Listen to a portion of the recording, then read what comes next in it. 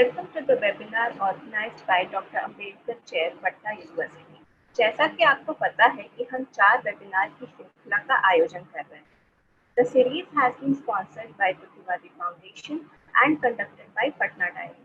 आज तक हमने श्रृंखला में 6 जून को बात की थी थेरवाद बुद्धिज्म और डॉक्टर अंबेडकर के नव बौद्ध धर्म के बीच अंतर के बारे में. 13 जून के वेबिनार का विषय था सामाजिक न्याय के लिए डॉक्टर अंबेडकर का संघर्ष. 20 जून के वेबिनार का विषय था जेंडर समानता पर डॉक्टर अंबेडकर के विचार. आज होने वाले चौथे और अंतिम वेबिनार का विषय है अप्रवासी मजदूरों की समस्याएं.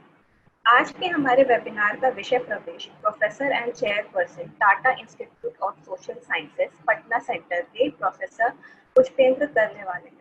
प्रोफेसर पुष्पेंद्र, आपका स्वागत है. तो सबसे पहले मैं धन्यवाद देना चाहता हूं अंबेडकर चेयर को और प्रोफेसर रमेंद्र जी को. मुझे इस वेबिनार के लिए आपने आमंत्रित किया. इसका विषय अप्रवासी मजदूरों की समस्याएं, ये मेरे काम के बहुत निकट का विषय है और फिलहाल मैं अप्रवासी मजदूरों के सवाल पर ही काम करता हूं. चूंकि ये कार्यक्रम अंबेडकर चेयर ने ऑर्गेनाइज किया है तो मैं अंबेडकर के साथ ही अपनी बात की शुरुआत करूंगा. आपको अगर आपने जिन्होंने भी अंबेडकर को पढ़ा है, आप जानते हैं कि अंबेडकर का कुछ खास के अपने विचार थे गांवों के बारे में. और उनका मानना था कि जो गांव हैं, और उन्हीं का एक कोट अगर कहें, what is the village but a sink of localism, a den of ignorance, narrow mindedness and communalism. तो गांव के बारे में उनका जो विचार था वो यही था कि जो गांव है वो एक पुराने सोशल स्ट्रक्चर का हिस्सा है और वो सोशल स्ट्रक्चर जो है वो काफी ऑप्रेसिव सोशल स्ट्रक्चर है. और इसीलिए अंबेडकर का मानना था कि इससे बाहर अगर निकलना है तो दलितों को गांव से बाहर जाना चाहिए, और वो माइग्रेशन का स्वागत करते थे. और आप जानते हैं कि आज जिस तरह से ज्यादातर लोग माइग्रेशन के कई बार खिलाफ में बोलते हैं या इस तरह की बात करते हैं कि माइग्रेशन को कैसे रोका जाए, लेकिन हम लोग जब बात कर रहे हैं, ये अंबेडकर ने जब संविधान सभा बन रही थी, संविधान सभा संविधान को बना रही थी, और जिस समय खास करके पंचायतों को लेकर के कितना पावर दिया जाए, इसके ऊपर जब डिबेट हो रहा था, तो अंबेडकर ने ये सारी बातें कही थी जो कि अराउंड 1948 के आसपास ये सारी बातें कही गई थी.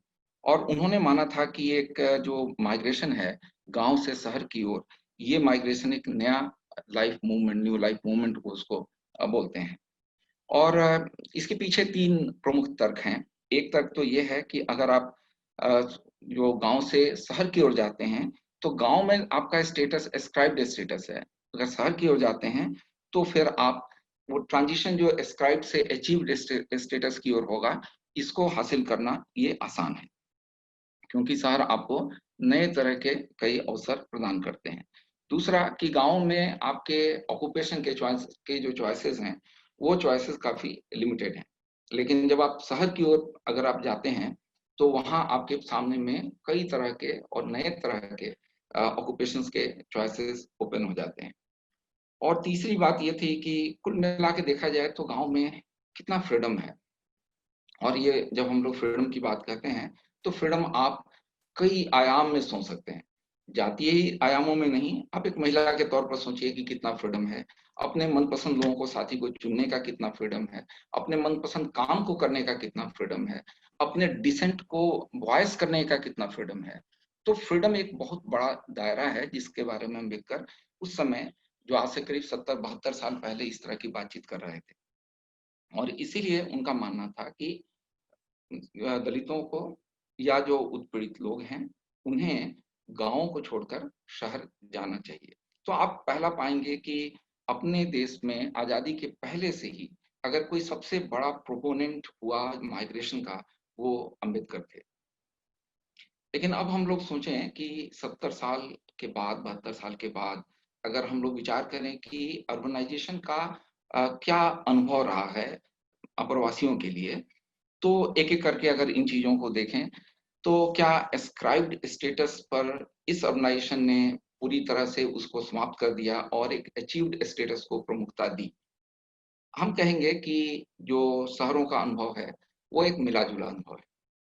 स्क्राइब्ड स्टेटस खत्म नहीं हुआ, कई कारणों से जिनके बारे में यहाँ अभी बातचीत का विषय नहीं है, लेकिन जो स्क्राइब्ड स्टेटस है वो एक कहें कि एनाइलेशन जो ऑफ कास्ट का, ये अपने आप में चूंकि वो मुद्दा नहीं रह गया, तो किसी की ओर से किसी का भी ये मुद्दा नहीं था कि स्क्राइब्ड स्टेटस को समाप्त किया जाए। और खास करके 80 के दशक के बाद की अगर बातचीत करें, तो इसीलिए हम अपना परिचय तो अपने कास्ट टाइटल के जरिए भी हम कहीं भी व्यक्त करते हैं। तो आमतौर पर ये शहरों में स्क्राइब्ड स्टेटस एक्चुअली समाप्त हुआ नहीं, और स्क्राइब्ड स्टेटस इसलिए भी समाप्त नहीं हुआ क्योंकि जो दूसरी बात है कि शहरों ने आपको बहुत सारे ऑक्यूपेशंस का ऑप्शन नहीं दिया।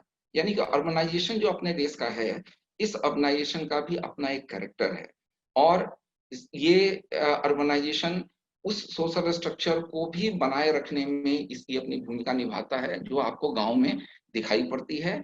और साथ साथ ये एक अलग जो क्लास स्ट्रक्चर भी है गांव में, उस क्लास स्ट्रक्चर को भी ये शहरों में भी बनाए रखता है।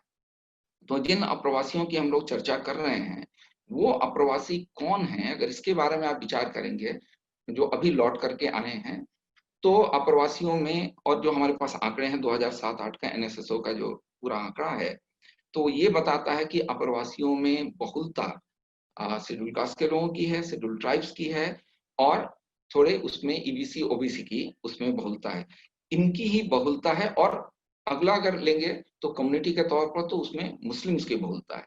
तो जो पूरा अप्रवासी समाज जिसको आप समझते हैं, या जो अप्रवासी जिनके बारे में हम लोग बात कर रहे हैं, वो अप्रवासी इन्हीं जातियों और या समुदायों से आते हैं। और इसका एक बड़ा कारण है कि इस जो एक पूरी पूंजीवादी व्यवस्था है, इसने न केवल पुराने सामंती जातीय व्यवस्था को तोड़ने में अपनी कोई दिलचस्पी नहीं दिखाई, बल्कि उसका इस्तेमाल एक जो वर्गीय व्यवस्था है उसको मजबूत करने के लिए किया। और चूंकि जातीय तौर पर जो इसमें पीछे थे, वो वर्गीय तौर पर भी काफी पीछे थे, इसीलिए इन दोनों का को समान रूप से बनाए रखने में उसका काफी इंटरेस्ट रहा है।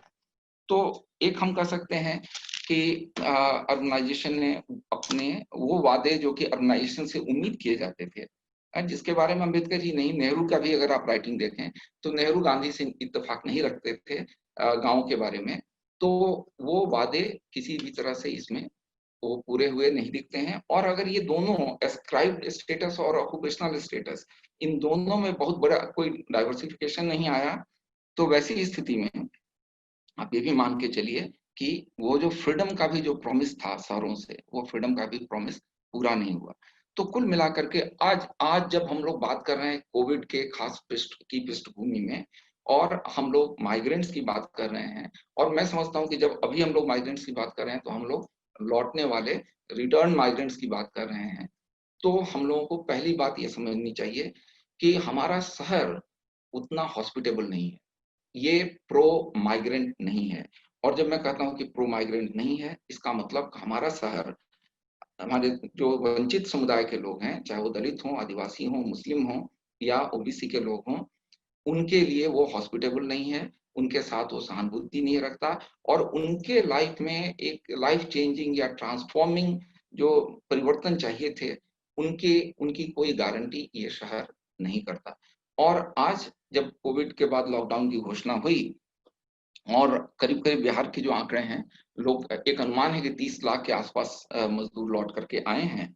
लेकिन अगर आप सरकारी आंकड़े से भी जाइए, जिसका इन्होंने रजिस्ट्रेशन किया, यानी कि जो लोग ट्रेनों से आए या जिन लोगों ने आकर के वॉलंटरली डिस्क्लोज किया कि वो बाहर से आए हैं और वो क्वारंटीन सेंटर में गए, करीब 18.5 लाख लोगों का आंकड़ा है। ठीक है, उसमें बहुत सारे डिटेल्स हैं, जाति का भी डिटेल्स है, उसमें ऑक्यूपेशन का है, किस जगह के हैं, कहाँ से आए हैं, कहाँ काम करते थे, क्या काम करते थे, ये सारे डिटेल्स हैं।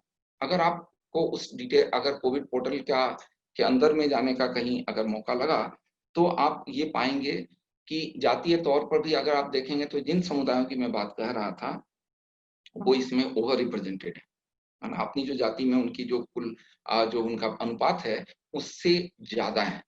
पहली बात ये। दूसरा, जो लोग लौट के आए हैं, 18.5 लाख में 50,000 के आसपास उसमें स्टूडेंट्स हैं, और 50 से 55 हजार के आसपास हैं, करीब 70-75 हजार के आसपास में उसमें डिपेंडेंट्स हैं, यानी कि जो छोटे बच्चे हैं, और किसी किसी केस में जहाँ की परिवार को लेके गए हैं ओल्ड एज के करीब 1% लोग हैं।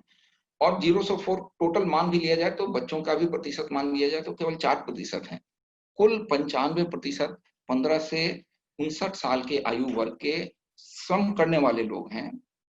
और इनकी भी अगर हम बात करें, इसमें भी 65% ऐसे लोग हैं जो कि केवल एक सेक्टर, कंस्ट्रक्शन सेक्टर में काम करते थे। जो सर्विस सेक्टर और जो जिसमें कह सकते हैं कि थोड़ा प्रोफेशनल होने का नेचर होगा, वो टोटल सारे 18 लाख में 2.5 लाख से कम है।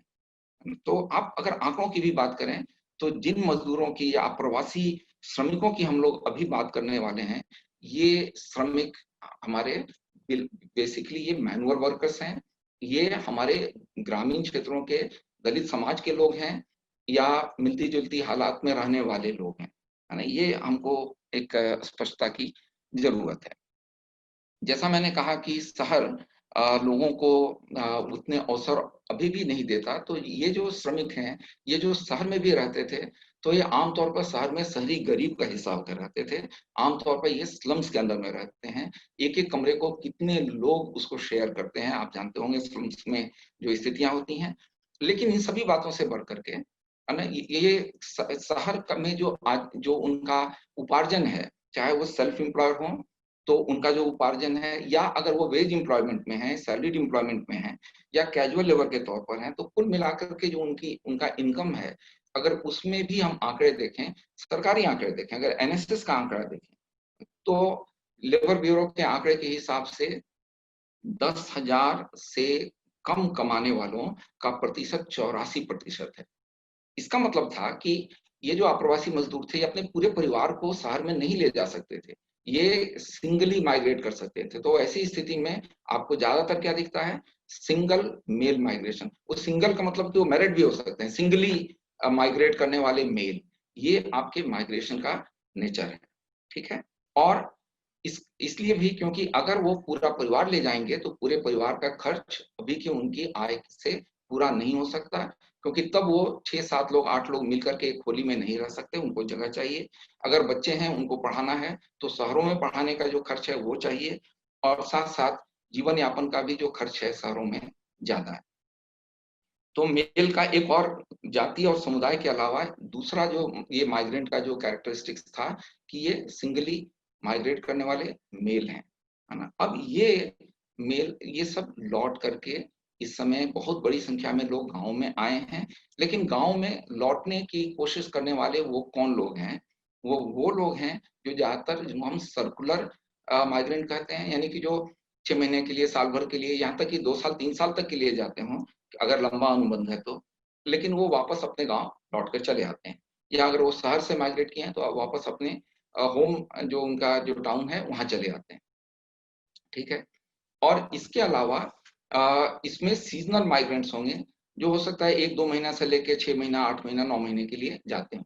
हम ठीक ठीक बता नहीं सकते हैं कि कितने इसमें सर्कुलर, और टोटल जो माइग्रेंट का फिगर जो सेंसस बताता है उसमें सर्कुलर और जो सीजनल माइग्रेंट्स हैं कितने ही, ये हम नहीं बता सकते हैं, क्योंकि हमारा जो पूरा आंकड़ा का तंत्र है एनएसएस का, और या अब तो उसका नाम अब वो पूरा बदल गया है, पीरियोडिक लेबर फोर्स सर्वे है, उसमें अलग से माइग्रेशन का कोई आंकड़ा लिया नहीं जाता है। लेकिन जो पहले लेते थे और जो सेंसस का आंकड़ा है, इसमें हम लोग शॉर्ट टर्म माइग्रेंट्स के आंकड़े नहीं लेते हैं। तो भी एक अनुमान है कि इस कोविड के समय में संभवतः ऐसा माना जाता है कि कम से कम 10 करोड़ के आसपास इसमें माइग्रेंट होंगे, जिसमें करीब करीब 5.5 करोड़ के आसपास इसमें इंटर स्टेट माइग्रेंट होंगे। ये पहली बात आप समझें। दूसरा कि इस समय में, ये कोविड के पहले की जो स्थिति थी, वो भारी बेरोजगारी का समय था। जो 1917-18 का जो पीरियोडिक लेबर फोर्स सर्वे का जो आंकड़ा आया, वो आंकड़ा ये बता रहा है कि उस समय बेरोजगारी का जो दर था वो सबसे ज्यादा था, वो पिछले 45 साल में सबसे ज्यादा था। और संभवतः इसी कारण से सरकार ने इस आंकड़े को 2019 के लोकसभा इलेक्शन होने तक इसको रोक करके रखा और इसको पब्लिक नहीं किया था। तो हम एक ऐसे समय में कोविड से लोगों को जूझना पड़ा है, जबकि ये एक बड़ी संख्या में हमारे देश का श्रमिक वर्ग है, वो या तो विद इन स्टेट या इंटर स्टेट माइग्रेंट है। उसका सबसे बड़ा हिस्सा जैसा मैंने कहा, सिंगली माइग्रेट करने वाला मेल है, उसका बड़ा हिस्सा दलित समाज से आने वाले लोग हैं, और इसका एक बड़ा हिस्सा ये सर्कुलर या सीजनल माइग्रेंट है। और ये सर्कुलर और सीजनल माइग्रेंट पहले से ही अपनी आमदनी में जो गिरावट है उससे जूझ रहा था, और साथ साथ बेकारी से जूझ रहा था। और कोविड के बाद एक अनुमान ये है कि अभी का जो एनआरईजीए के जरिए जो नए जो एम्प्लॉयमेंट जनरेट किए गए हैं उनकी बात अगर छोड़ दें, जो पहले से एम्प्लॉयमेंट थे उसे करीब करीब 10 करोड़ एम्प्लॉयमेंट का नुकसान हुआ है। यानी कि इसी श्रमिक वर्ग को करीब 10 करोड़ जॉब से लोगों को हाथ धोना पड़ा है। इसमें केवल मैं मानता हूं कि श्रमिक नहीं है, इसमें जो नॉन मैनुअल लेबर हैं वो भी शामिल है।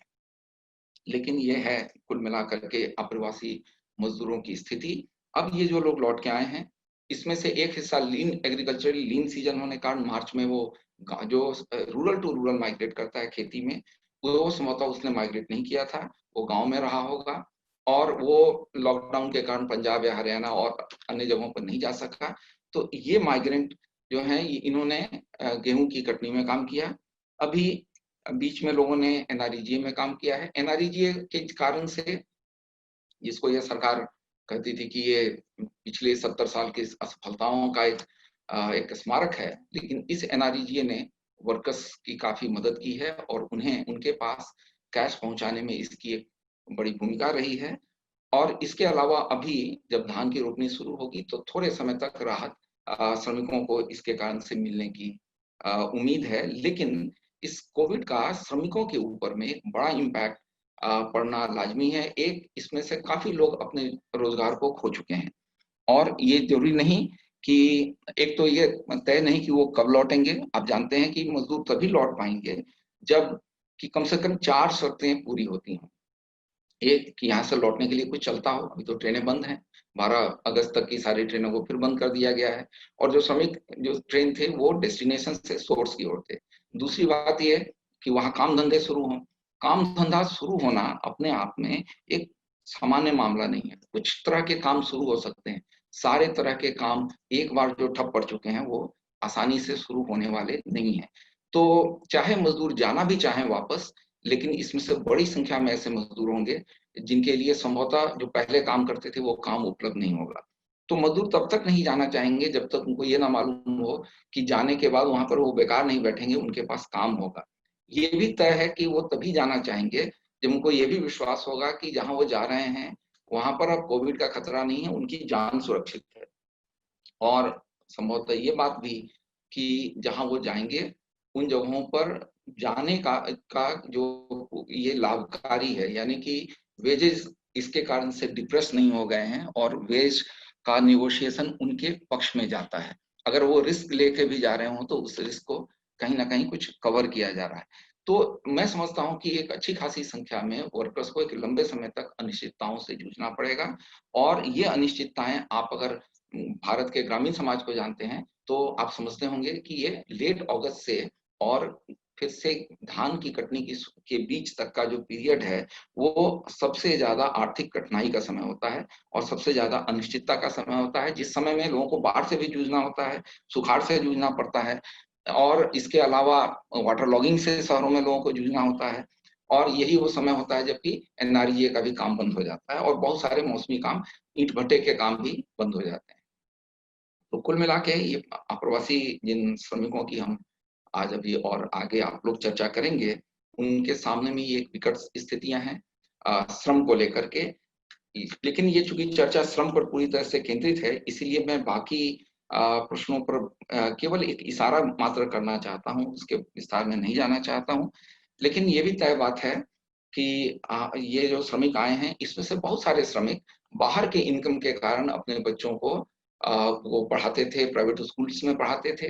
बहुत सारे प्राइवेट स्कूल जो सोशल इंटरप्राइज के तौर पर गाँव में चलते थे, अधिकांश बंद पड़े हुए हैं, और कई एक के बंद ही रहने की संभावना बनती है, क्योंकि बहुतों ने लोन लेकर के स्कूल कुछ खड़े किए थे, और अभी अगर पढ़ाई नहीं है तो वहाँ कोई फीस नहीं आता है, इसलिए स्कूल बंद है और कोई इनकम नहीं है। लेकिन अप्रवासियों के जो इनकम में गिरावट आई है, तो इससे एक संभावना ये बनती है कि काफी बच्चे प्राइवेट स्कूल से वो ड्रॉप करेंगे, वो वहाँ के सरकारी स्कूल में जाएंगे। हो सकता है लड़कियां पहले ड्रॉप करें, और ये भी संभव है कि वो सरकारी स्कूल से भी ड्रॉप करें। और आप जानते हैं कि चूंकि अटेंडेंस नहीं है तो इसीलिए मिड डे मील नहीं है, मिड डे मील अटेंडेंस पर है, तो उसका कोई कैश बेनिफिट के रूप में वो कन्वर्ट नहीं हो रहा है, और कई चीजें अटेंडेंस से जुड़ी हुई चीजें हैं।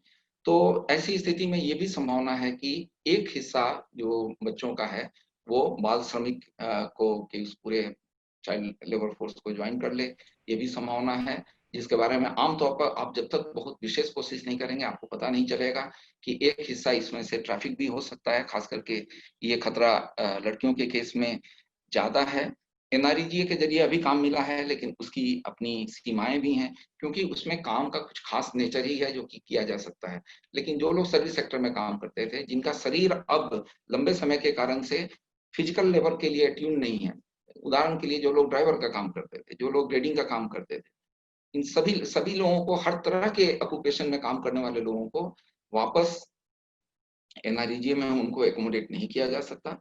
तो ग्रामीण क्षेत्रों में इसका कुल मिलाकर के क्या परिणाम होगा, खाद्य सुरक्षा पर क्या परिणाम होगा, इसका उनके काम के जॉब के सुरक्षा पर क्या परिणाम होगा, ये सब कुछ है जिस पर आप सब लोग जो कि विद्यार्थी हैं या टीचर हैं, रिसर्च करते हैं, आप लोगों को इसको कॉन्स्टेंटली इस पर निगाह रखनी चाहिए, इस पर रिसर्च करना चाहिए। आपको ये भी देखना चाहिए, जो कि आप शहर में हैं, कि क्या एनआरईजीए का कोई काउंटर पार्ट शहर में भी हो सकता है, क्या उसकी भी कोई गुंजाइश हो सकती है, क्योंकि शहरी अगर में क्षेत्र में रोजगार जनरेट करने की विपुल आप कह सकते हैं कि गुंजाइश है।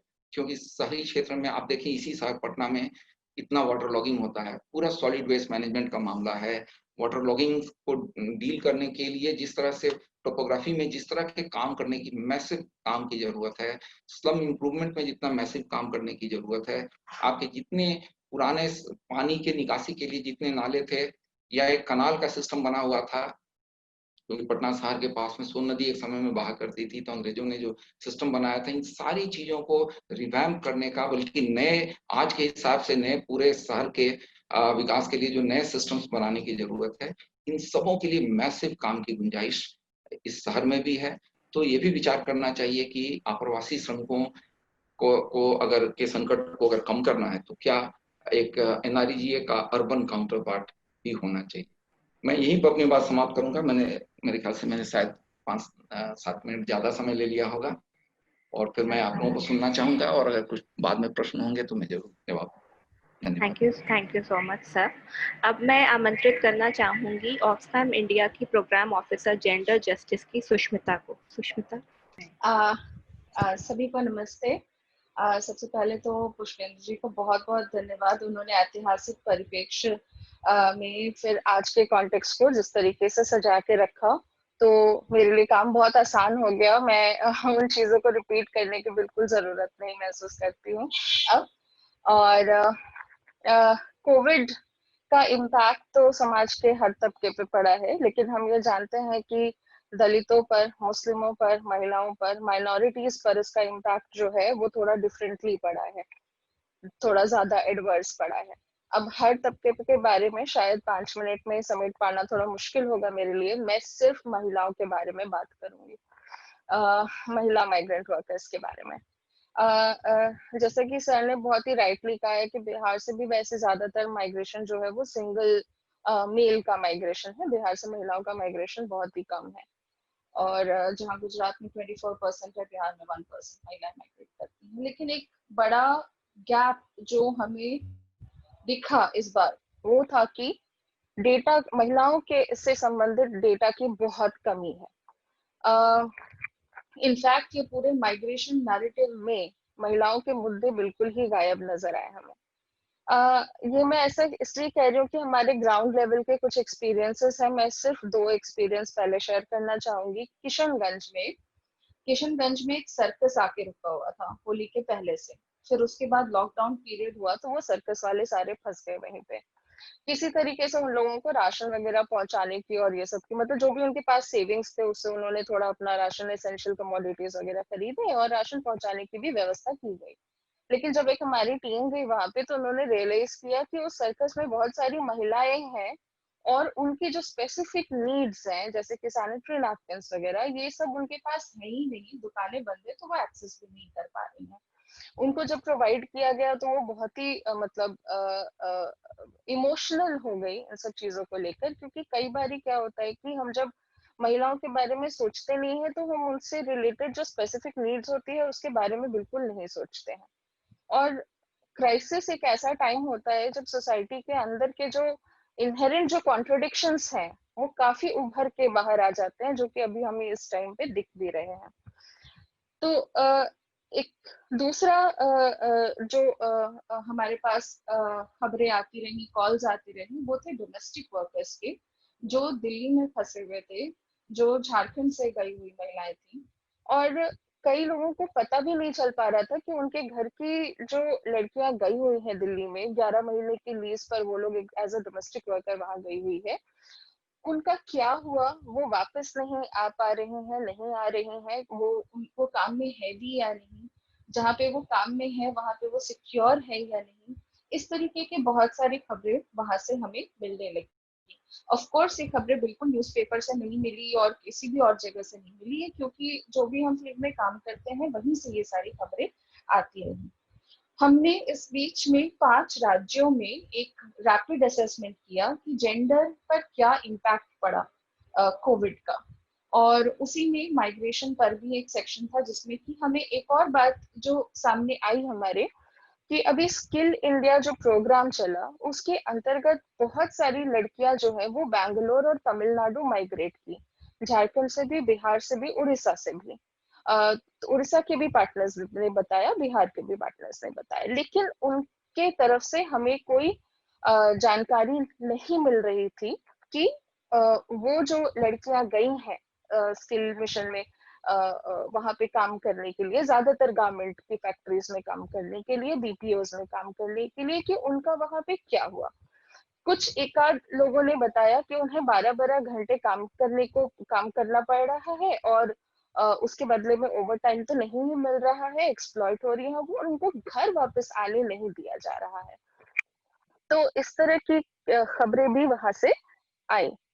अब तो अगर हम देखें कि थोड़ा सा अर्बन क्या इम्पैक्ट पड़ा, ज्यादातर जैसे कि सर ने बताया कि अर्बन एरियाज में माइग्रेट करके आए लोग, लेकिन अर्बन एरियाज के अपने जो कॉन्ट्रडिक्शंस रह गए, जो जो कॉन्फ्लिक्ट्स और रह गए, वो वो बहुत ही ज्यादा स्टार्क होकर निकल के आए इस पीरियड में, जहाँ पे हम ये भी देख रहे थे कि जो मुस्लिम महिलाएं थी उनको कितनी दिक्कत हो रही थी काम मिलने में, और इनफैक्ट एसेंशियल्स तक पहुंचने में। कई जगह से हमें ऐसी खबरें आई जहाँ पे कि मुस्लिम माइग्रेंट वर्कर्स थे, तो जो राशन डिस्ट्रीब्यूशन हो रहा था वो भी उनको नहीं लेने दिया गया। तो ये इस तरीके के जो कॉन्ट्रडिक्शंस हैं ये काफी ज्यादा इस पीरियड में निकल के हमें देखने को मिले। फिर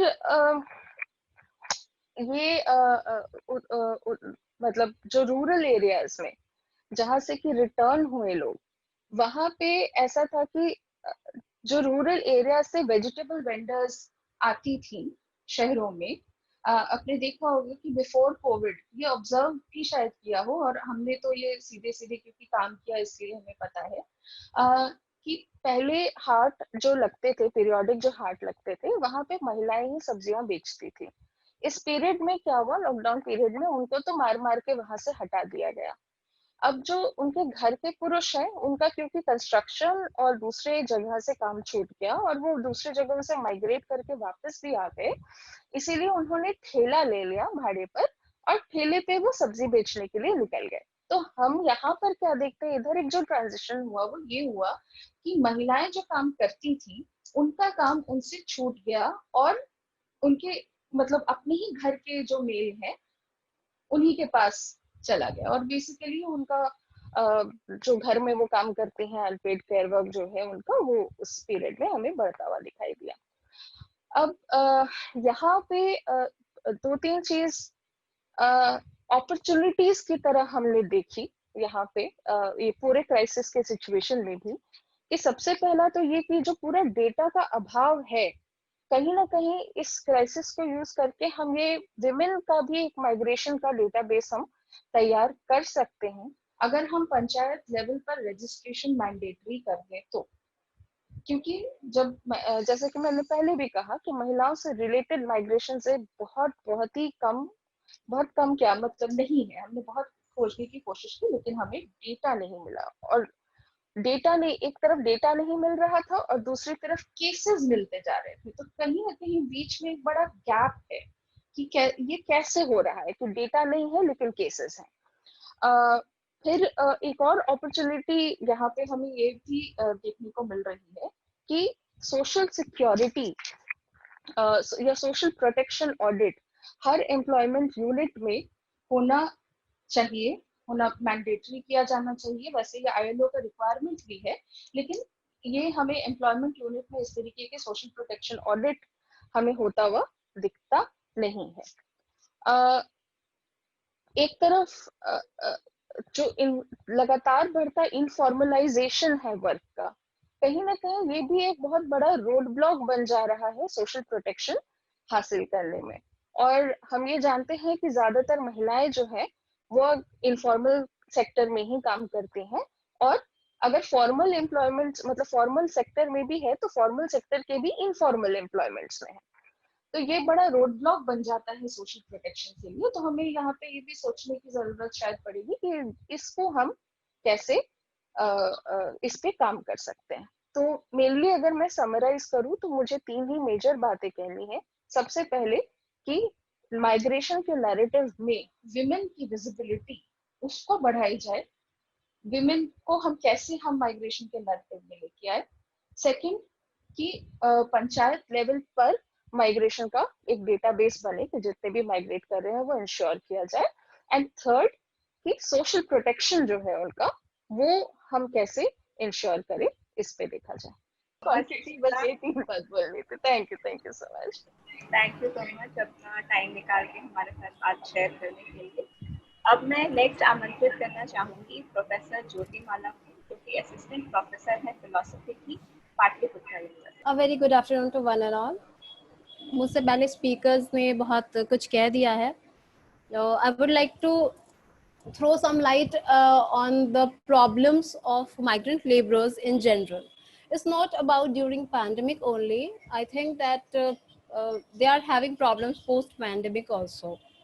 Globalization, urbanization, and the search for better livelihood has led to an increase of migrant laborers. The migration in search of employment has an impact on the economic, social, and political conditions of the region, both at the sending and receiving ends.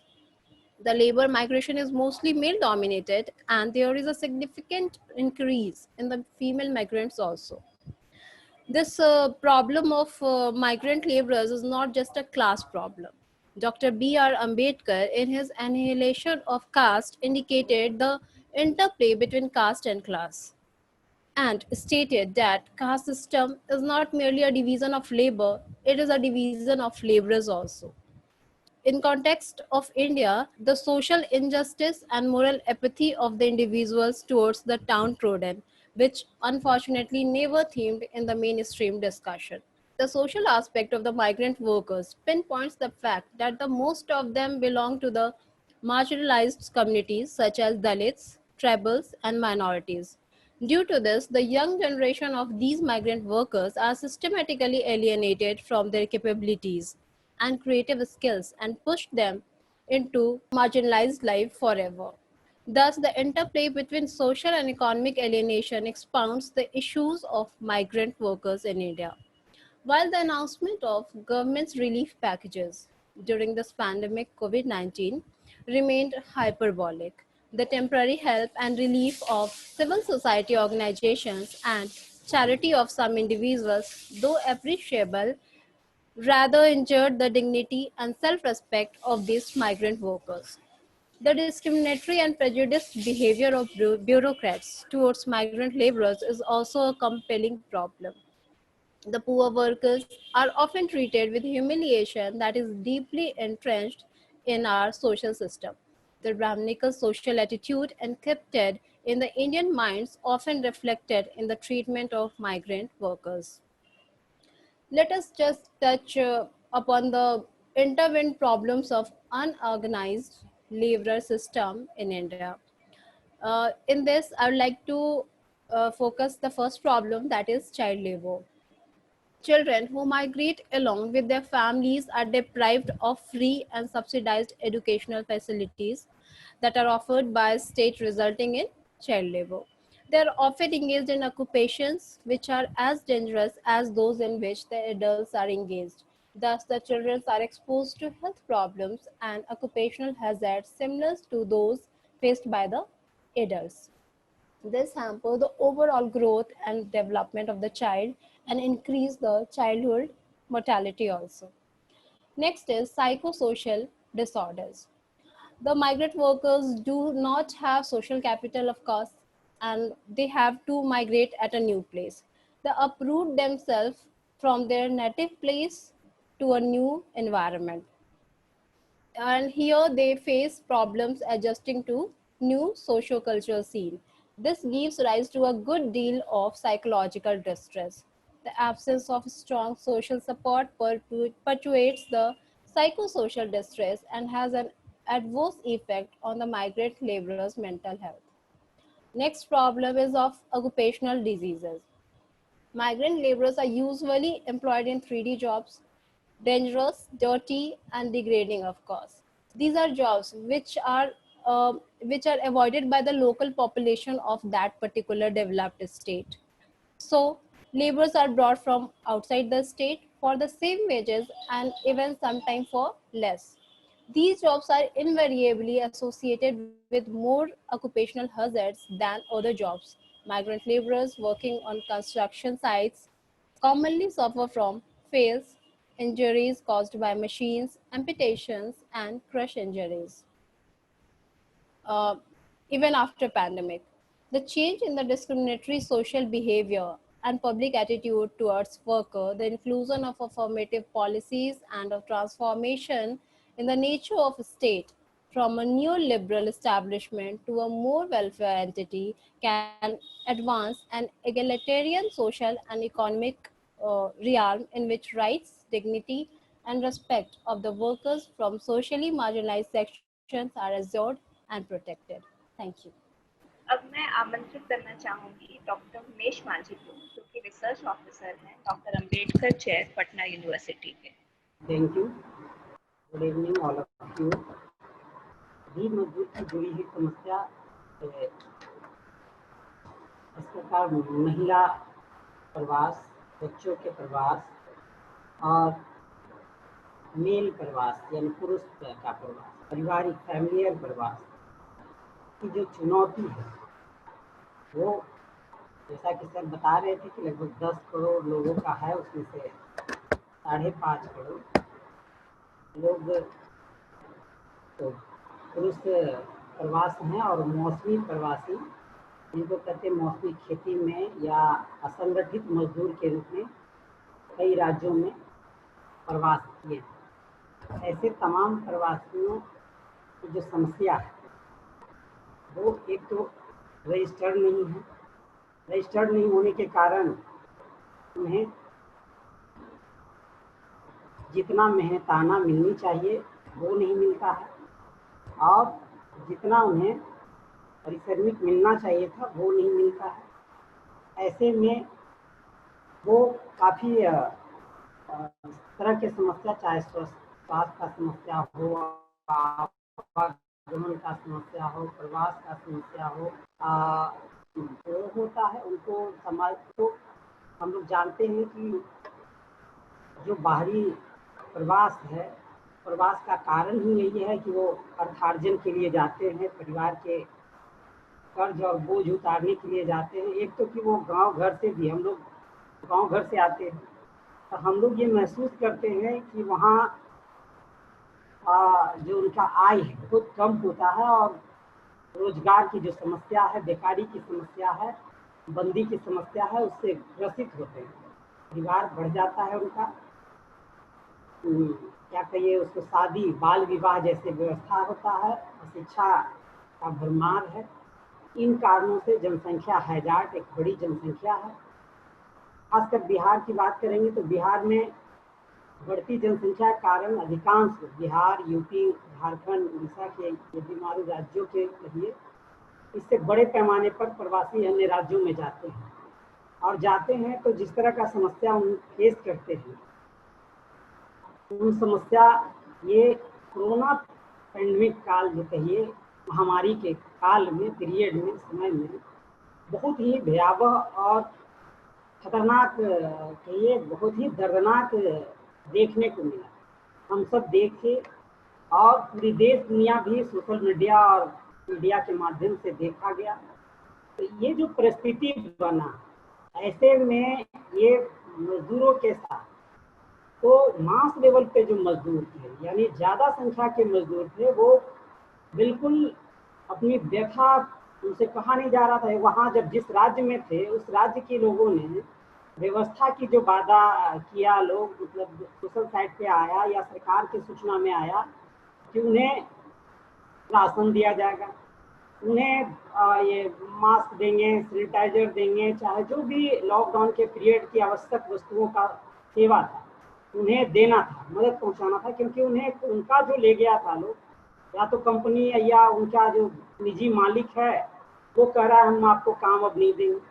तो ऐसे में उनको काम नहीं मिल रहा था और काम के बदले जो पैसा उनको मिलना चाहिए था घर जीविका चलाने के लिए, वह भी बंद हो गया। अब सरकार के जो तंत्र था वह वहाँ तक नहीं पहुँच रहा था।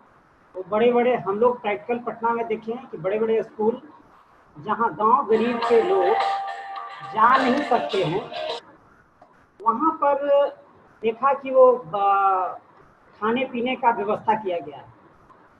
हम कई स्कूल में गया और वो निजी स्कूल, बड़ा स्कूल, अलीशान भवन, लेकिन उसके पास में जो स्लम बस्ती है, जो झुंगी झोपड़ी है, जिनके राशन किरासन प्रतिदिन अभाव था, घट रहा था, वो लोगों के पास हम लोग भी जाने का काम किया उस लॉकडाउन में भी, और आज भी हम लोग जाते हैं।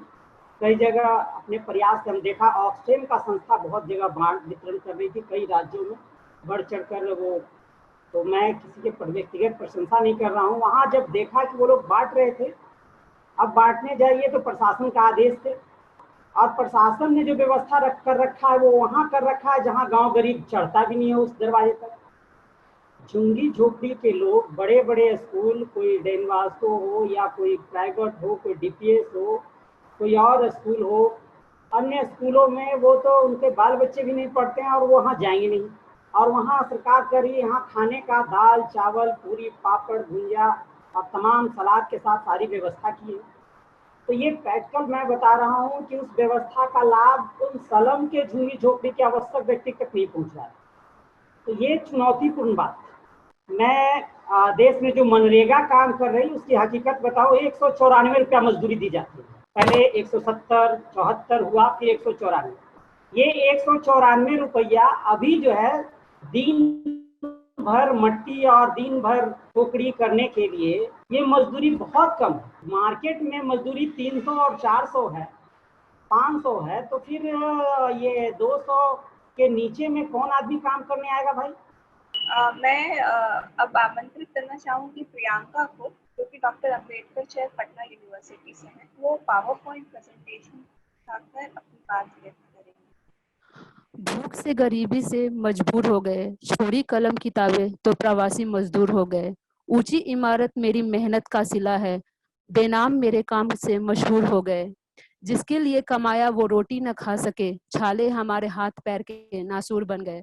सर्वप्रथम कोरोना काल में हजारों प्रवासी मजदूरों ने जिन्होंने अपनी जान गंवाई, उनको मैं नमन करती हूँ। देश में कोरोना के कारण अचानक लगाया गया लॉकडाउन प्रवासी मजदूरों पर सबसे ज्यादा भारी पड़ा है। मैं अपनी बात प्रवासी मजदूर की परिभाषा से शुरू करती हूँ और एक पावर पॉइंट प्रेजेंटेशन के थ्रू वो आपको दिखाती हूँ। प्रवासी मजदूर को अगर देखा जाए, प्रवासी मजदूर श्रमिक वो व्यक्ति होता है जो या तो अपने देश के भीतर या इसके बाहर काम करने के लिए पलायन करता है। प्रवासी श्रमिक आमतौर पर उस देश या क्षेत्र के अस्थायी रूप में रहने का इरादा नहीं रखते जिसमें वो काम करते हैं। अपने देश से बाहर काम करने वाले प्रवासी श्रमिकों को विदेशी श्रमिक भी कहा जाता है। 2014 में अंतर्राष्ट्रीय श्रम संगठन का अनुमान था कि दुनिया भर में 332 मिलियन अंतर्राष्ट्रीय प्रवासी थे जो कम से कम 12 महीनों के लिए अपने गृह देश से बाहर थे। प्रवासी श्रमिकों की समस्या है। ऐसे तो देखा जाए प्रवासी श्रमिकों की समस्या अनगिनत है, लेकिन मैं कुछ प्रमुख समस्याएं जो उनकी है मैं आपके सामने प्रस्तुत कर रही हूँ। लाभ का अभाव, उन्हें अक्सर नगद भुगतान किया जाता है। प्रवासी श्रमिक पेंशन और बीमा योजनाओं जैसे लाभ के लिए पात्र नहीं होते हैं। और हमें इन समस्याओं को खत्म करने के लिए क्या करना चाहिए? कृषि को लाभदायक बनाने के लिए, ऐसे तो सभी जानते हैं कि हमारा देश एक कृषि प्रधान देश है। अधिकतम श्रमिक कृषि के अलाभकारी हो जाने के कारण ही बाहर जाने हेतु लाभकारी बनाने के उपरांत ऐसी समस्या कम होगी। दूसरी, कानूनी ढांचा मजबूत करना। श्रम कानूनों को संहिताबद्ध करें और उनको प्रभावी कार्यान्वयन जाए। ऐसे बिहार में आज के टाइम में 32 श्रम कानून बनाए गए हैं। सरकार द्वारा श्रम मानधन योजना का समुचित उपयोग कर प्रवासी मजदूरों की सामाजिक सुरक्षा को प्रबंधित करना आवश्यक है। अभी के टाइम में बिहार के जो श्रमिक मजदूरों की स्थिति है, वो क्या चाहते हैं? बिहार से अब वो बाहर नहीं जाना चाहते हैं। उनका कहना है कि जिनके भरोसे भारत के कई राज्यों की अर्थव्यवस्था का विकास हो रहा था, उनकी लॉकडाउन के दौरान सबसे ज्यादा दुर्गति हुई है। जिस शहर को वो अपना समझ रहे थे, वहां मिले तिरस्कार और अपमान ने उनके सोचने की दशा दिशा ही बदल दी है। बावजूद भी पलायन करने का मजबूर हुए मजदूर अभी भी बिहार पलायन कर ही रहे हैं। धन्यवाद। Thank you so much Priyanka. Thank अब मैं आमंत्रित करना चाहूंगी चंदन को, जो कि प्रोग्राम ऑफिसर हैं disaster risk reduction Oxfam India से। चंदन। धन्यवाद प्रिय। अब जो प्रवासी मजदूर का है, सारे वक्ताओं ने उसके ऊपर काफी चर्चा की है और बताया भी है कि प्रवासी मजदूर है। तो उसमें उतना जाते हुए हम लोग जो अपना एक्सपीरियंसेस है, जो हमारे फील्ड लेवल एक्सपीरियंसेस है, एज वेल एज जो हम कहते हैं कि हम लोगों ने कुछ सपोर्ट किया था प्रवासी मजदूर के, जब वो ट्रांजिट कर रहे थे, जब वो पैदल जा रहे थे, और हमने उस प्रोजेक्ट का नाम रखा था पथिक। उस पथिक प्रोजेक्ट के अनुसार से कुछ चीजें ऐसी जो आई है, जो चीजें हम लोग आपके सामने रखना चाहते हैं। एक तो वो आया है कि जितने भी मजदूर थे, उनका ये देखा गया है कि उनके लैंग्वेजेस में बहुत सारा दिखा है चेंज। तो बात करके ये लगा कि वो लोग बहुत सालों से वो अपने घर नहीं आ पाए थे, और जब वो अपने घर नहीं आए थे तो कुछ 97 के बाद पहली बार अपने घर आ रहे हैं। तो फिर हमने पूछा कि आप इतने दिनों से, और ये 2 महीना जो रहा है लॉकडाउन का, जैसे आप कहें कि मार्च से जब शुरू हुआ, और इन 2 महीनों में उनको क्या ऐसी स्थिति प्रकट हो गई जिसके कारण उनको ये छोड़ करके यहाँ पे आना पड़ा। तो ये कहा कि जो ये लोग जब गए थे या जाते हैं, तो ये थर्ड जो लोग जो मिडिल मैन होते हैं, वो इनको लेके जाते हैं, और वो इंडस्ट्रीज जिसमें ये काम करते हैं, या वो जो ईंट की भट्टी के है, या फिर आप कहें कि जो रियल एस्टेट्स में जो काम होता है, ये लोग जो माइग्रेंट्स यहाँ से बिहार से जा रहे हैं या यूपी से जा रहे हैं, ये तीसरे व्यक्ति के थ्रू जाते हैं, तो थर्ड पार्टी कॉन्ट्रैक्ट होता है।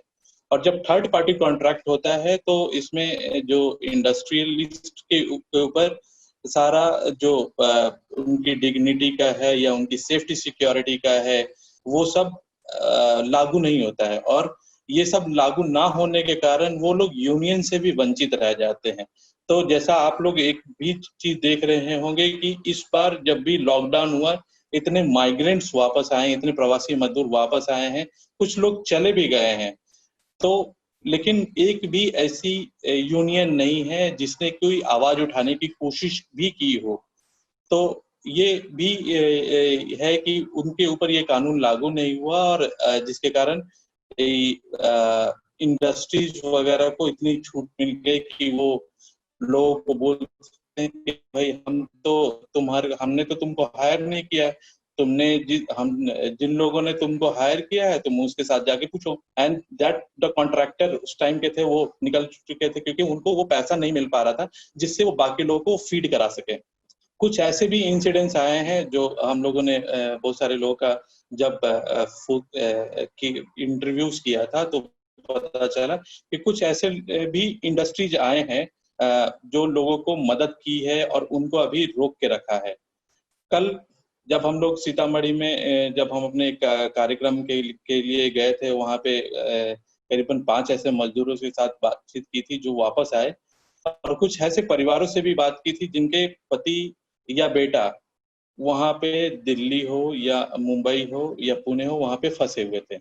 तो लोगों से बातचीत करके एक पता लगा कि जो लोग आ गए हैं वो अपना पूरा सामान या पैसा जैसे भी हो उसको बेच बाच करके आए हैं, ताकि क्योंकि इस टाइम पे क्या एक और चीजें हुई है कि लोग बहुत पैदल चले, और पैदल चलने के बाद भी वो लोग पहुंच नहीं पा रहे थे, तो उनको लगा कि हम क्यों नहीं अपना सारा सामान जो है वो बेच करके आ जाएं। और भाड़े का भी जो आने जाने का किराया था, पहले तो वो जब भी आते थे तो जनरल डिब्बे में बैठ के आ जाते थे, और जिसका किराया न्यूनतम 2 दिन लगे या 3 दिन लगे, चाहे वो चेन्नई से आए चाहे वो तेलंगाना से आए, तो एक ये वो करके आ जाते थे। लेकिन अभी जब वो ट्रक से आ रहे हैं तो उसका भाड़ा उनको ज्यादा देना पड़ा, 3,000 रुपए, कहीं पे 3,500 रुपए। तो उनका जो भी सेविंग था उसको दे करके, चाहे अपना घड़ी बेच करके आए, चाहे वो मोबाइल बेच करके आए, वो ऐसे करके आए थे। तो फिर पूछा कि लोगों से कि आपका बेटा क्यों नहीं आया, 2-3 जो जिनके परिवार थे, तो उन्होंने कहा कि उनका मालिक जो है उनको वहाँ पे खिला रहा है। जो लोग वहाँ पे लोगों को मदद कर रहे हैं या फिर खिला पा रहे हैं, वो लोग वापस नहीं आए। लेकिन जिनके भी जो भी इंडस्ट्रीज है या रियल एस्टेट है या जिस तरह का भी था, जो लोग इस तरह के नहीं कर पाए तो उनके लोग वापस आए। अब दूसरा मामला रहता है कि अब जैसा एक हम पिछले के वक्ता ने बताया कि कुछ लोग वापस भी गए थे, 2.5 लाख लोग पंजाब में वापस गए। एक चीज जो कल की बात है कि कल की में हम लोगों ने देखे कि बहुत सारे ऐसे बसेस है जो हरियाणा नंबर के हैं, पंजाब नंबर के हैं, गुजरात नंबर के हैं, वो सब बिहार में आना शुरू हुए हैं। और शाम के वक्त वो लोग सब जो मजदूर हमारे वापस आए थे, जो भाई हमारे वापस आए थे, उनको लेके जा रही है। तो कॉन्ट्राडिक्शन यहाँ पे ऐसा प्रतीत हुआ कि पहले तो आपने जो कामगार हैं, जो हमारे इनफॉर्मल सेक्टर वर्कर्स है या माइग्रेंट्स है, उनको आपने वापस जाने के लिए कह दिया कि जाओ, क्योंकि हम तुमको खिला नहीं रहे। और जब आपकी जरूरत है, जब इंडस्ट्री की उसको जरूरत है, तो आप एसी बसेस भेज रहे हो उनके लिए। तो ये एक जो कहते हैं कि ऑक्सफैम पहले से भी कहता है और अभी भी कह रहा है कि इनइक्वालिटी या डिस्क्रिमिनेशन वो है दिन प्रतिदिन बढ़ता जा रहा है। इसमें कोई रेगुलेशन नहीं है। ये है कि हमारे पास 28 लाख मजदूर वापस आए हैं, ठीक है, आपने रजिस्ट्रेशन करा दिया, लेकिन वो मजदूर वापस जा रहे हैं, उसका क्या? जो लोगों से बात करते हो, सबसे पहला उनका मनी प्रॉब्लम नहीं, सबसे पहला उनका रहता है साइकोलॉजिकल टेंशन। और जो साइकोलॉजिकल टेंशन जो उनको हमेशा एक तो अपनों से भी बोलते जल्दी हम पहुंचे, प्लस वो लोग आपस ये एक दूसरे के साथ बातचीत करते हुए थोड़ा देर दूर गए, फिर रुके, बहुत सारा इफ्स एंड बट्स आता है कि सरकार हमारी कहाँ मदद कर रही है। हमने या हम कह सके कि हमने अपने परिवार को वहां पे छोड़ा, उनको वोट दिया, कहाँ पे सरकार हमारे साथ है, कहाँ पे लोग हमारे साथ हैं। तो ये एक जस्ट उनके साथ हमेशा रहा है। तो वो ये सवाल ये है कि जो इंडस्ट्रीज या जो हॉस्पिटल्स, जब आपके पास जब प्रॉफिट मेकिंग होता है, तब आप जो जितने भी एम्प्लॉयज हैं, इधर हम एम्प्लॉयज इन द सेंस कि blue collar, white blue collar से लेकर के जो आपका लेबर क्लास पीपल है, उनके साथ उनकी की भी बात करें तो उनके साथ आपके व्यवहार अच्छे रहते हैं। जब आप थोड़ा सा लॉस, हम ये कह रहे हैं कि लॉस इन द सेंस की आपका काम बंद है, आपको थोड़ा एक्स्ट्रा एफर्ट करना पड़ रहा है, उसी प्रॉफिट का कुछ पैसा यहाँ पे देना पड़ रहा है, तो ये जो इंडस्ट्रीज के लोग हैं वो हाथ खींच रहे हैं एक ही महीने के अंदर, 15 दिन के अंदर। तो ये सवाल रहता है कि ये किस तरह का हम एक जो डिग्निफाइड लाइफ ऑफ पीपल की बात कर रहे हैं। बिट्स एंड पीसेस में government also had done efforts, लेकिन जो हमारा बिहार का माइग्रेशन का चीजें रहा है, एक डिजास्टर भी ऐसा जहाँ पे देखा गया है, ऑक्सफैम ने एक स्टडी भी करा है कि जहाँ पे ज्यादा डिजास्टर वहाँ पे ज्यादा माइग्रेशन है।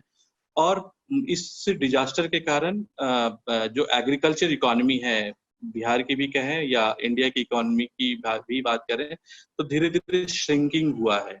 और ये श्रिंकिंग लोगों को सर्विस सेक्टर में ज्यादा रुझान दिया है।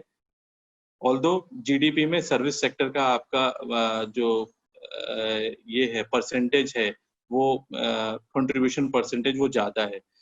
तो लेकिन हम लोग ये कहें कि डिग्निफाइड वे ऑफ लाइफ जो डिस्क्रिमिनेशन फ्री हो सकता है, उसके ऊपर सारे तबके को काम करना चाहिए, चाहे वो हम ये कह सकें कि स्टूडेंट्स हो या मीडिया हो या सीएसओज हो या जितने भी फोरम्स हो, चाहे वो स्टेट गवर्नमेंट हो या आप कह रहे हैं कि सेंट्रल गवर्नमेंट हो।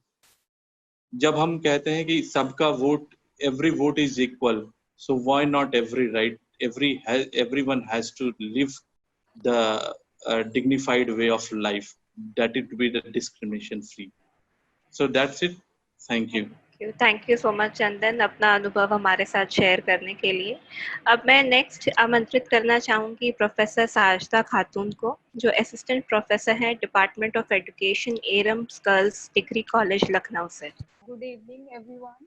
तो हम सब लोगों को पहले से ही पता ही है कि ये जो मजदूर हैं, इन्हें किस किस तरह की समस्याएं फेस करनी पड़ी है।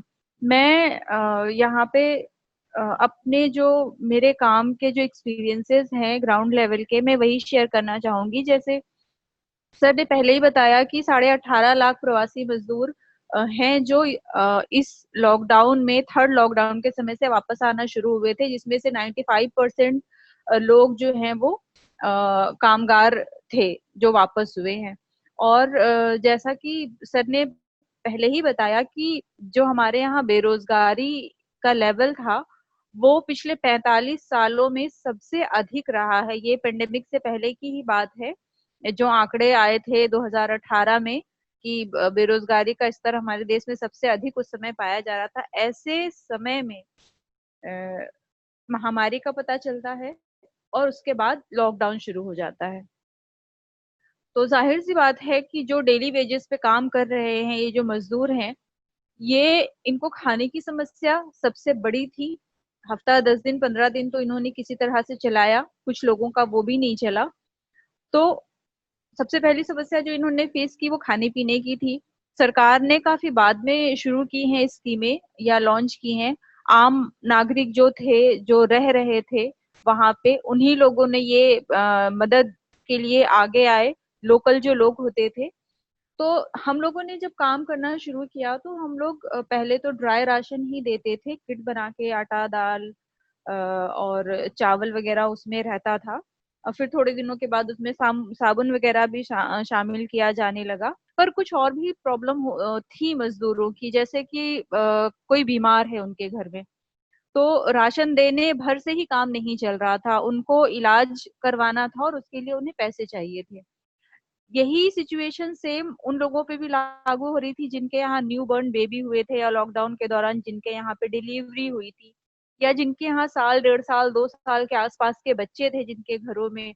तो राशन किट देने से उनका काम नहीं चल रहा था, क्योंकि उनके बच्चों को दूध चाहिए होता था, तो वो उन्हें डेली ही लेना होता था, तो उन्हें उसके लिए कैश की जरूरत पड़ती थी। एक दिक्कत, सबसे बड़ी दिक्कत जो आई मजदूरों को, वो थी कि वो जहाँ पे किराए के मकान में रह रहे थे, मकान मालिकों ने उनसे मकान खाली करवाने शुरू कर दिए, क्योंकि जैसे ही लॉकडाउन बिल्कुल अनएक्सपेक्टेड था, जल्दी लागू हो गया और वो किराया नहीं दे पाए। तो अगले 10-15 दिन के बाद से ही, जैसे मार्च खत्म हुआ, मकान मालिक ने किराए के पैसे मांगने शुरू किया और ये परेशानी उन लोगों ने फेस करनी शुरू कर दी।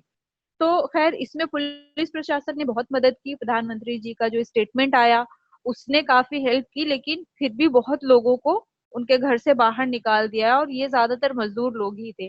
सरकार ने शुरू की कि राशन सबको 1 महीने का इकट्ठा दिया जाएगा।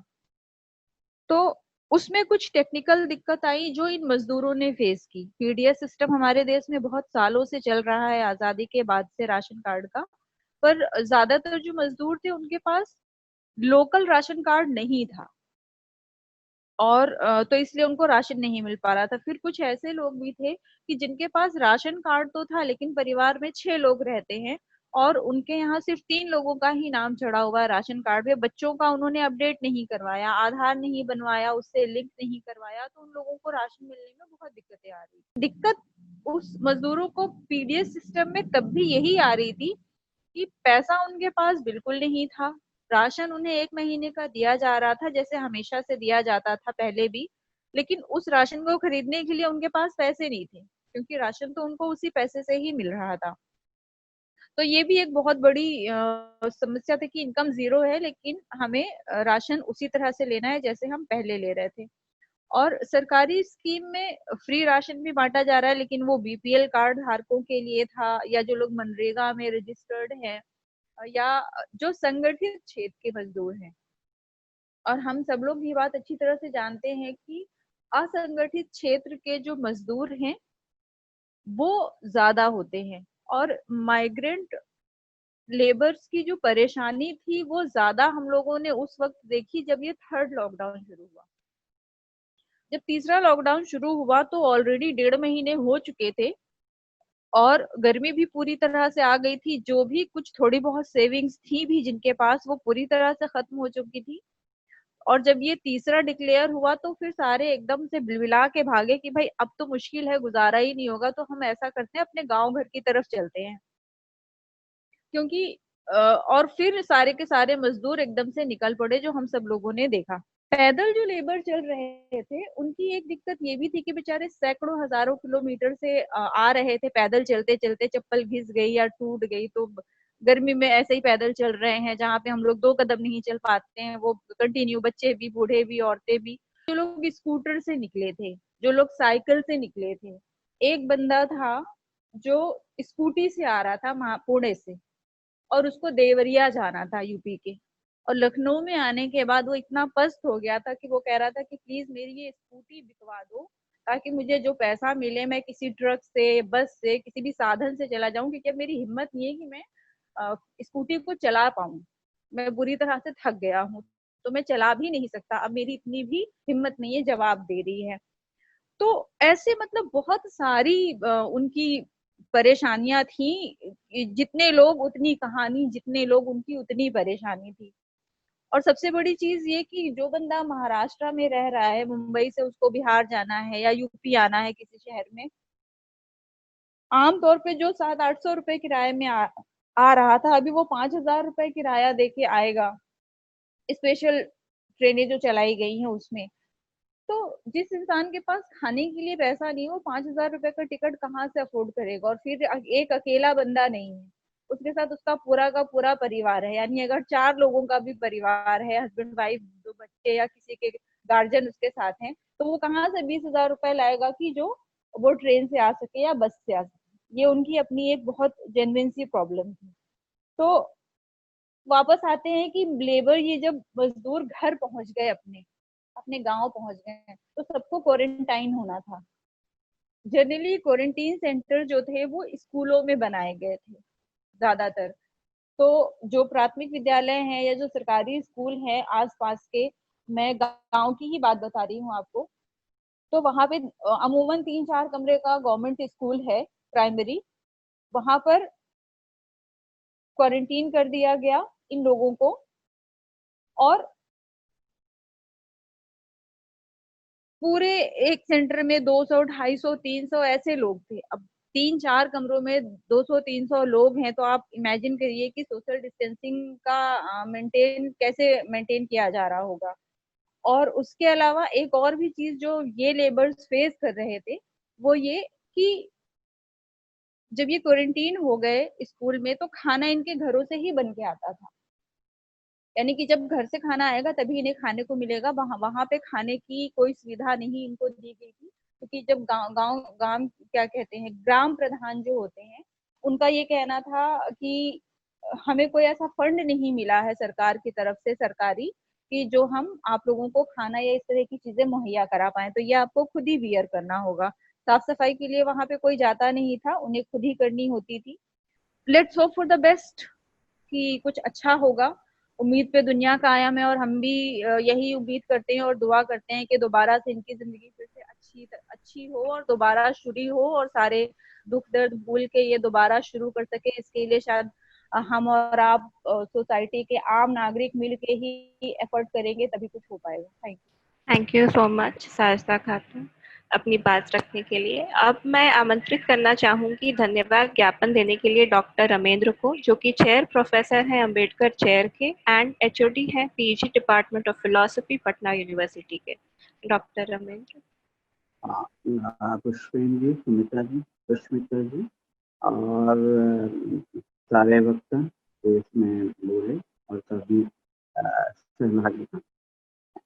अब मैं आपका ज़्यादा समय लेना नहीं चाहता, तो इसलिए बेहतर है कि समय बचाने के लिए मैं लिखित संबोधन से ही आज के वेबिनार का विषय है अप्रवासी मजदूरों की समस्याएं, खास तौर से इससे जुड़ी जमीनी समस्या, ग्राउंड लेवल रिपोर्ट्स। औपचारिक धन्यवाद ज्ञापन पर आने से पहले मैं विषय पर भी कुछ बोलना चाहूँगा और विषय पर आने से पहले वेबिनारों की श्रृंखला के बारे में।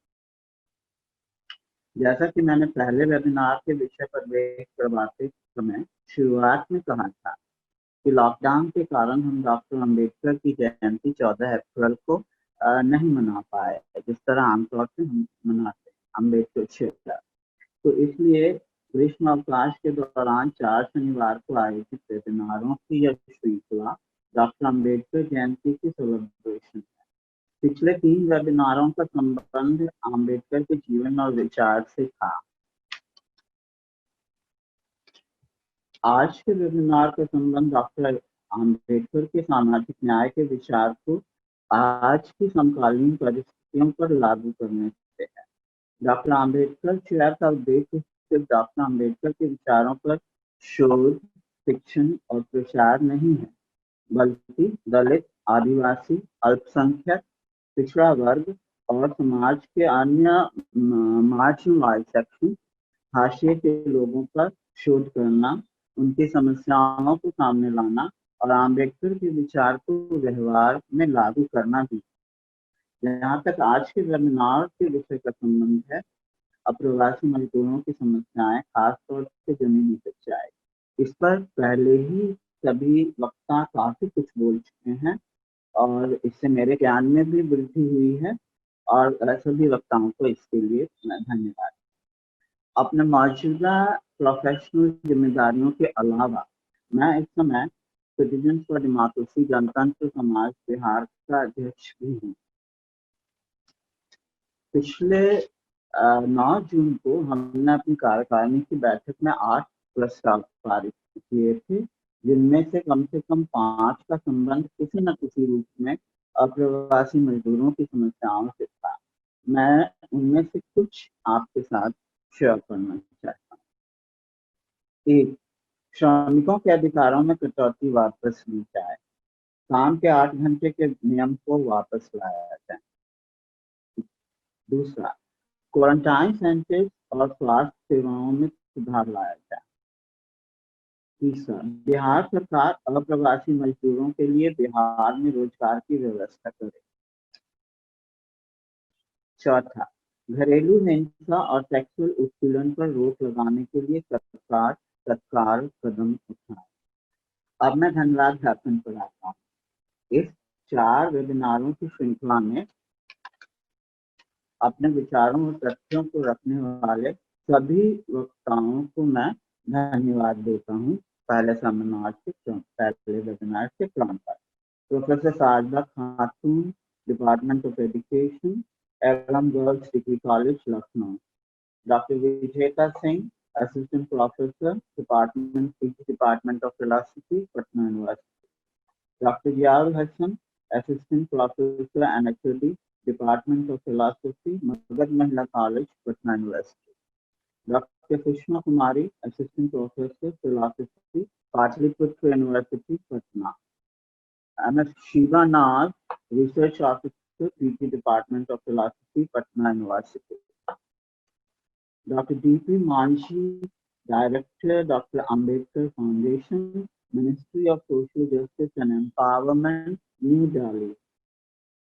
Pooja, Aradhana Singh, Shruti Parmar, Lalit Kumar, Sujata Singh, सभी research scholars, PG Department of Philosophy, Patna University. Dr. Kavaljeet Kaur, लेखिका और जेंडर समानता advocate. MS Nisha Saini, research scholar, Department of Philosophy, MLSU, Udaipur, Rajasthan. Dr. Akanksha, Assistant Professor, Guest Faculty, PG Department of Philosophy, Patna University. MS Divya Kumari and MS Richa Kumari, Richa Priya, both research scholars, PG Department of Philosophy, Patna University. आज के वक्ता हमारे professor Pushpendra, director TISS, Tata institute of social science research, Patna centre. MS Sushmita, programme officer, gender justice, Oxfam India. Professor Jyoti Mala, Assistant Professor, Department of Philosophy, ANS College, Bar, Patliputra University, Patna. Mr. Chandan, Program Officer, Disaster Risk Reduction, Oxfam, India. Dr. Hulesh Manji, Research Officer, Dr. Ambedkar Chair, Patna University. MS Priyanka Kumari, Stenographer, Dr. Ambedkar Chair, PA. मैं सभी प्रतिभागियों को भी धन्यवाद देता हूं जिनकी सहभागिता के बिना वेबिनारों की एक श्रृंखला सफल नहीं हो पाती. अंत में मैं इस वेबिनार के तकनीकी पक्ष के कुशल आयोजन के लिए पटना डायरीज के इरफान नूरी और कारगर होस्टिंग के लिए प्रिया को धन्यवाद देता हूं जिनके बिना मेरे लिए वेबिनारों की श्रृंखला का आयोजन संभव नहीं हो पाता. एक बार फिर से आप सब को धन्यवाद. A big thanks to all of you. Hello. इस वेबिनार को औपचारिक तौर से समाप्त करने और ग्रुप फोटोग्राफ से पहले मैं डॉक्टर अम्बेडकर जयंती सेलिब्रेशन के अंतर्गत डॉक्टर अम्बेडकर शहर पटना यूनिवर्सिटी के वेबसाइट को लॉन्च करता हूँ. इस वेबसाइट के होम पेज पर डॉक्टर अम्बेडकर शहर पटना यूनिवर्सिटी के संबंध में बुनियादी जानकारी और करंट एक्टिविटीज दी गई हैं.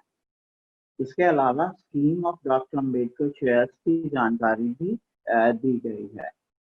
कोर्सेज पेज में डॉक्टर अम्बेडकर चेयर दर्शन शास्त्र विभाग पटना विश्वविद्यालय द्वारा शुरू किए जाने वाले 2 सर्टिफिकेट कोर्सेज के बारे में जानकारी दी गई है. एक दुनिया बुद्धिज्म सहित डॉक्टर अम्बेडकर के थॉट पर है और दूसरा ह्यूमन राइट्स मानव अधिकार पर. सेमिनार पेज पर प्रथम वेबिनार की प्रोसीडिंग्स को डिजिटली पब्लिश किया गया है. बाकी के 3 वेबिनारों की प्रोसीडिंग्स को भी वेबसाइट पर क्रमवार प्रकाशित किया जाएगा.